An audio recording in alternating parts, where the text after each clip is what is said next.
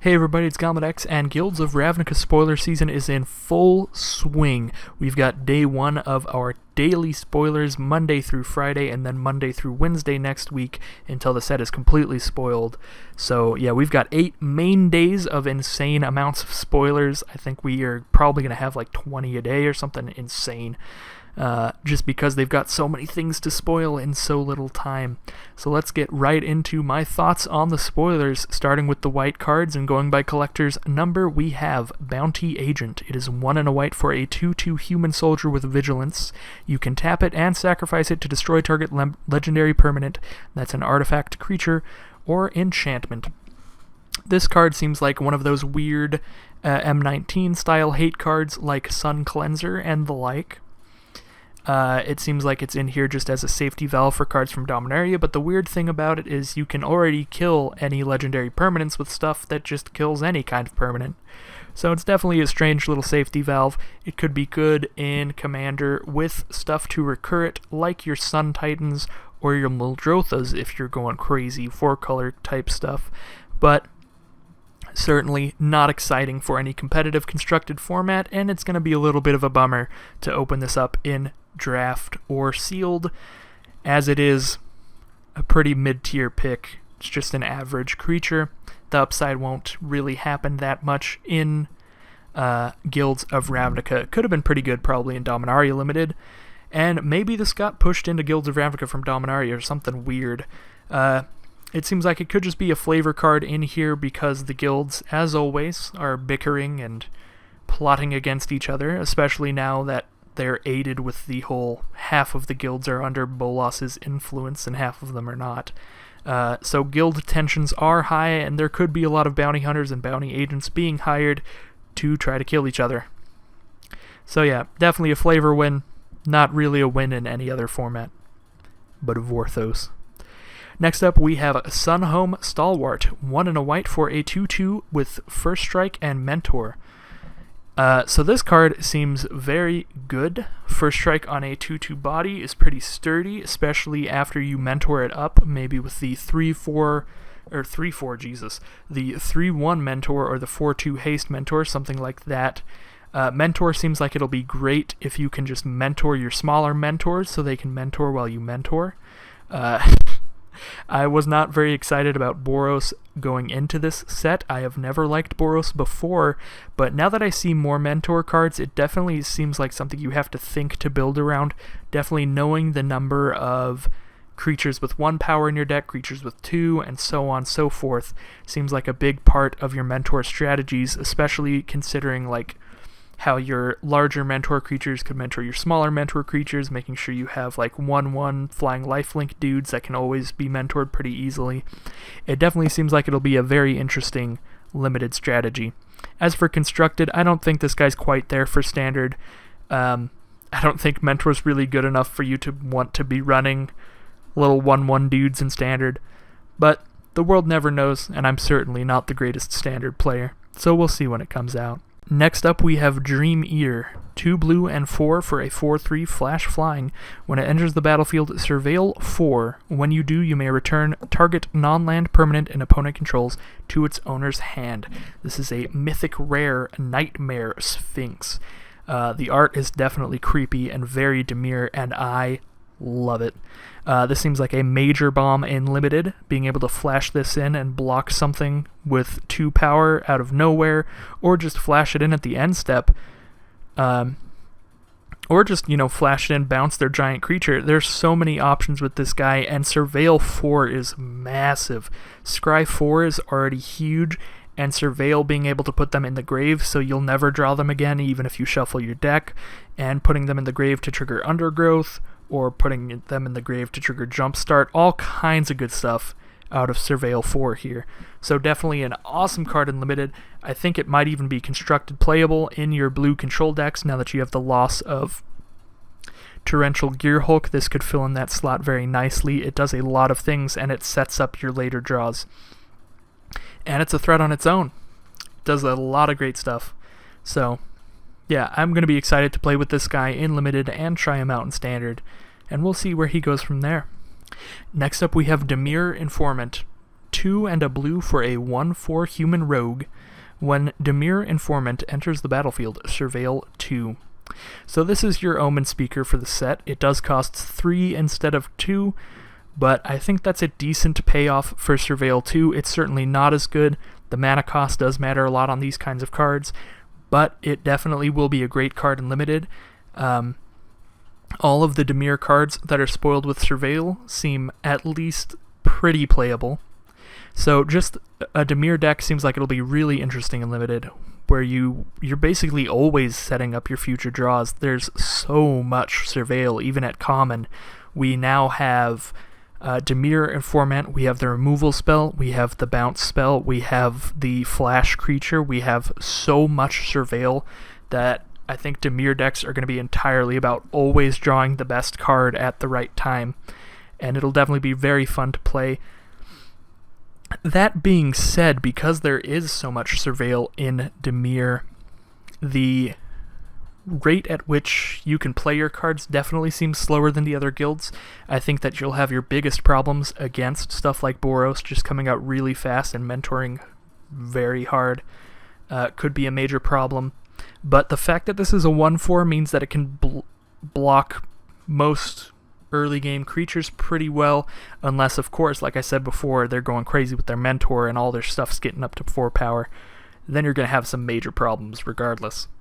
So next up, we have Assassin's Trophy. We're on to the multicolored cards now. This card seems incredible. Black and a green for an instant, destroy target permanent and opponent controls. Its controller may search their library for a basic land card, put it onto the battlefield, then shuffle their library. So as everyone has said, this is a mixture of like Vindicate and Path to Exile at Abrupt Decay's mana cost. Yes, that is quite the combination of cards. Those are all incredible cards, and I think Assassin's Trophy will be an incredible card as well. I think this is automatically going to be a premium removal spell in Standard and Limited and Commander. The main question is whether that this card will be great in Modern or Legacy and the like. I definitely don't really think for Legacy and Vintage. I think Abrupt Decay being uncounterable is a pretty major thing in those formats, just because stuff like Daze and Force of Will.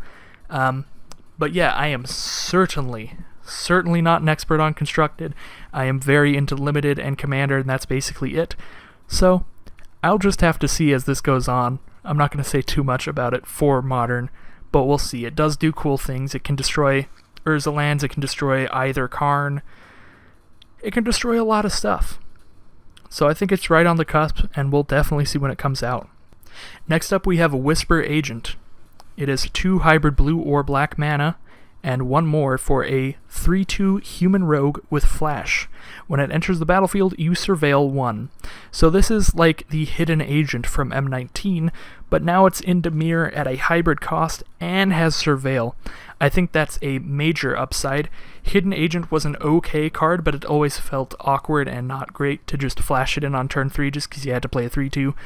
But you gotta do what you gotta do. This card is a lot more exciting to me, even when you're not just trading it off for something with 3 or less toughness, because the surveil is a major thing. Being able to toss this guy out at their end step and surveil 1 to set up your next draw seems awesome. Especially just being able to play at instant speed and Limited with multiple surveil instants. Maybe you play a card on turn 2, and then on turn 3 you just leave all your mana up. That way you could either save up your Whisper Agent if they don't play anything, or save up your surveil counterspell in case they do play something scary. Is definitely very versatile, and I think Dimir is going to be a lot of fun to play in Limited. I am super excited and glad that I'll be going Dimir this pre-release. Next up, we have Goblin Electromancer back from Return to Ravnica. It is a blue and a red for a 2/2 Goblin Wizard. Instants and sorcery spells you cast cost 1 less to cast. So this is another card that kind of confirms that the Izzet strategy is not really about the jumpstart cards being that impressive on their own. They certainly haven't been that great spoiled so far outside of the rare. It's a lot more about the synergy of just casting a bunch of instant and sorcery spells and having cards that care about instants and sorcery spells.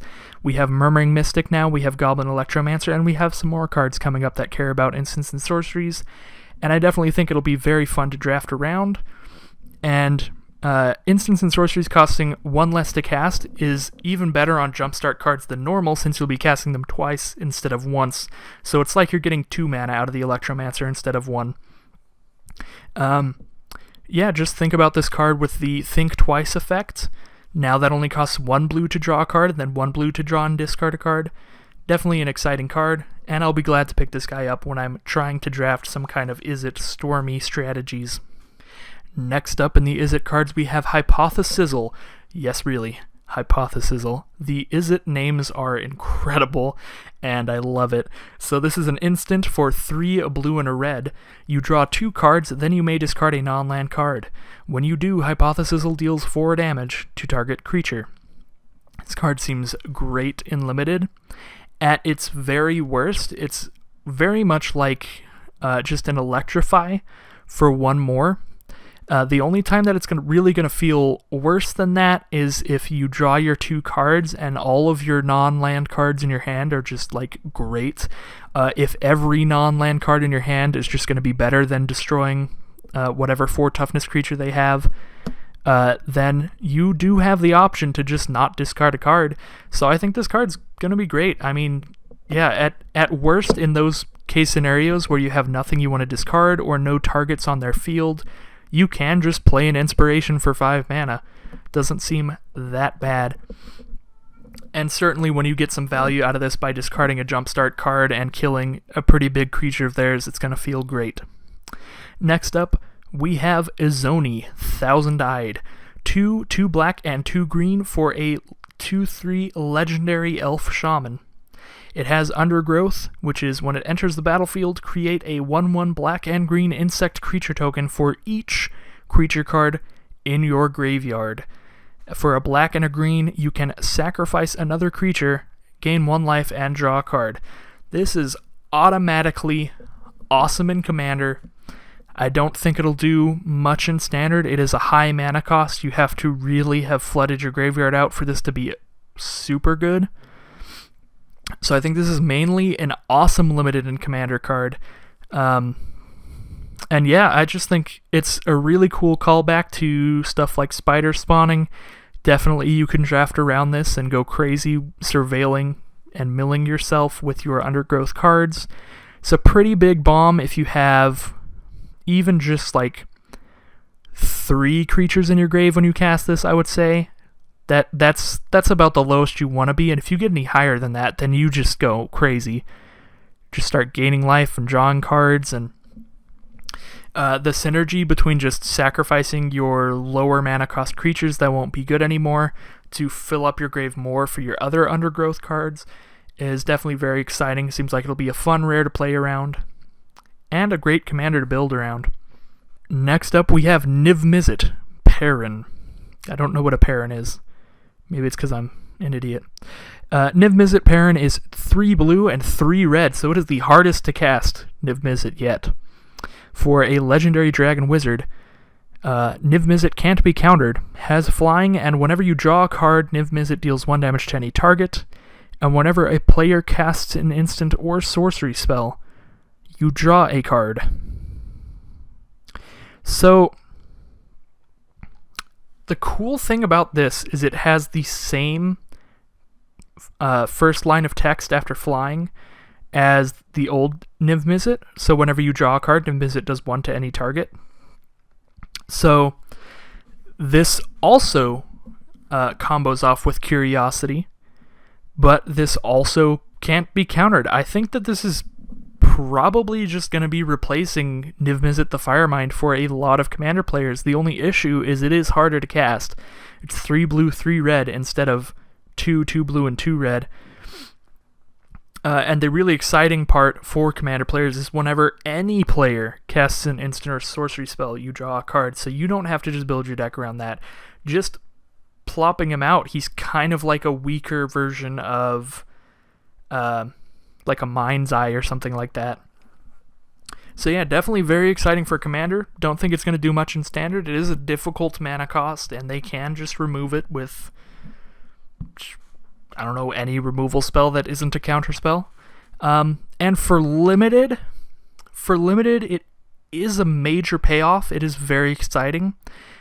But I think the problem with it in Limited is you definitely have to get it in the first or second pack because the mana cost is such a challenge. I think a lot of the Limited decks in this set are going to be wanting to be 3 colors, maybe even splashing a 4th sometimes. And with this, you really have to be just Izzet. And it'll be really helpful if you're just Izzet and happen to pick up some Izzet Guild Gates or something like that.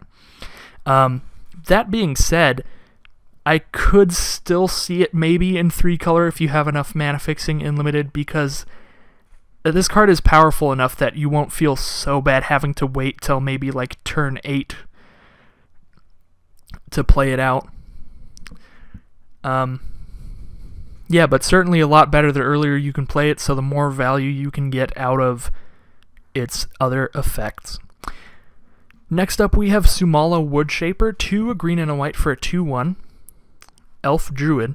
When it enters the battlefield, look at the top 4 cards of your library. You may reveal a creature or enchantment card from among them and put it into your hand. Put the rest on the bottom of your library in a random order.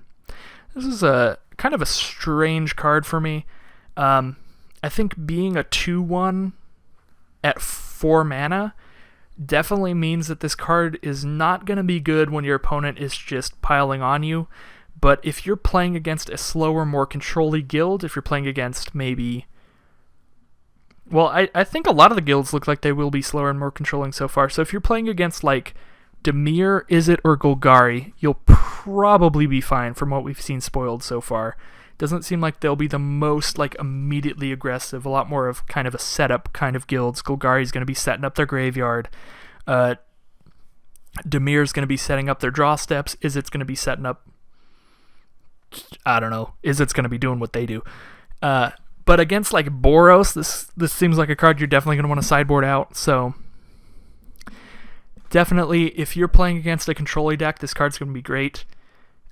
It'll get you closer to your bomb. I think this card goes up a lot more in value if you happen to have some really good bomb creatures, but if you're just a deck full of mediocre creatures, you're just trying to flood the board out, it definitely goes down in value.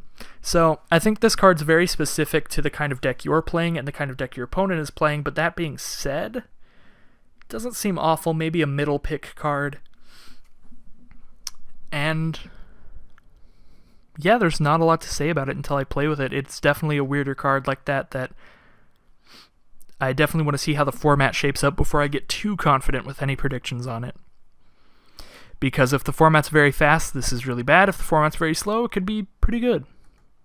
Next up, we have Fresh-Faced Recruit, 1 and a hybrid red or white for a 2/1 human soldier. As long as it's your turn, Fresh-Faced Recruit has first strike. There's really nothing to say about this. This is a very filler card. It's very filler for your decks. It's just like a Youthful Knight, but in red or white. It only has first strike during your turn, so it only first strikes while you're attacking. But if you're in a Boros deck and you're needing to leave your creatures back to block, then it's not going to be great anyway. The major problem is they play anything with 3 toughness. If you don't have something to mentor him by then, or to get rid of that 3 toughness creature, then he just stops being useful at all. So, just a really filler card. I feel like this is definitely going to be like a 22nd, 23rd card for your deck. Not anything exciting. Next up we have Wary Okapi? Wary Okapi words? I don't really know. It's 2 and a green for a 3/2 Antelope with Vigilance. This is another card very similar to Fresh-Faced Recruit, in that it's very filler, probably a later pick. I do like it more because it's a cooler looking card, and I feel like a 3/2 Vigilance is just going to be more impactful than a 2/1 that sometimes has first strike. But you never know how the format's going to shape up. They are both very filler cards, very much for limited only, so let's move right on. Next up we have Find and Finality. Find is 2 hybrid black or green for a sorcery that returns up to 2 target creature cards from your graveyard to your hand, and Finality is 4 a black and a green. Put 2 +1/+1 counters on a creature you control, then all creatures get -4/-4 until end of turn. This card seems very unexciting for me. It's probably a relatively early pick in Limited just because Board wipes are always going to be great in Limited. You can always usually play around them and try to 3-1 your opponent. And, sometimes the Find will be useful in Limited, but neither of those effects are that impactful in Constructed that I'm not excited about this in Standard or Commander or really anything. Seems like an exclusively limited rare to me, and yeah, not crazy exciting. Find is just like Soul Salvage for 1 less, And Finality is Languish for 2 more, but you can put some counters on your guys, so it maybe is more likely to survive. But yeah, they're both very unexciting, very generic and mediocre in my opinion. Next up, we have Response and Resurgence. Response is 2 hybrid red or white to deal 5 to target attacking or blocking creature, and Resurgence is 3 red and a white for a sorcery. Creatures you control gain First Strike and Vigilance until the end of turn. And after this main phase, there's an additional combat phase followed by an additional main phase. This card, I think it's not really going to see any Standard play. Neither halves of this card are great in Standard. This is just like a Sandblast attached to a Relentless Assault, and neither of those cards have ever really seen Standard play. But in my opinion, this card is extremely exciting for Limited. The reason being is it's very good when you're behind, and it's very good when you're ahead. When you're behind, it's a removal spell. It's just a 2 mana, do 5 to an attacking or blocking creature. So whatever problem you've got that's got 5 or less toughness, just get right rid of that. And if you're ahead, on turn 5, give all your creatures First Strike and Vigilance and have another combat phase. That seems like it's going to make a pretty unwinnable situation for your opponent. If they were setting up blocks where they're like, alright, I can now I can block like your 3 toughness dude with my 3/2, I could block your 2 toughness dude with my 2/1, maybe come back after this. Giving your whole field First Strike and then attacking twice is almost definitely just going to end the game. So yeah, I think this card's very, very strong in Limited. I think Resurgence by itself would be decent in Limited. Response by itself would be decent in Limited. It's really the fact that both of the halves are on this card that I think makes this a pretty early pick for Limited to me. And then the final card we have spoiled today is Chromatic Lantern. It is a 3-mana artifact. Lands you control have tap to add 1 mana of any color, and you can tap Chromatic Lantern to add 1 mana of any color. This card is very, very exciting. It enables 5-color strategies for Standard if you want to go crazy. And most importantly, it is a key reprint of a card from Return to Ravnica that was just raising up in price, because every Commander deck that's 3+ colors definitely wants this card in it. And I've seen 2-color decks use it just because it is very good. So yeah, this card's extremely exciting to me. I always love seeing more rares that I want literally any number of copies of. Reliquary Tower and M19 was super nice for me. Just cards that you can pick up on a weekly basis from drafts that you know will see play in your collection really help fill out a set, in my opinion. The fact that this set has already 6 rares that I really am going to want any number of copy of, that's Chromatic Lantern and all the Shocklands, makes it already seem like it's going to be more of a valuable draft format to me than M19. It just really helps you make sure that you're always getting something out of your draft experience, even if you're losing that week. You know, at least you got something you're going to use for sure. At least you got maybe a Shockland, maybe a Chromatic Lantern, just something awesome. So I am always happy to see cards like this, and I think that's a very, very great way to end today's spoilers. I am very excited to see Chromatic Lantern back, along with literally every Commander player ever. But yeah, thank you everyone for watching, and I'll see you tomorrow for probably another giant stack of Guilds of Ravnica spoilers. Definitely an exciting set, and I am super pumped for the pre-release. I'll see y'all next time.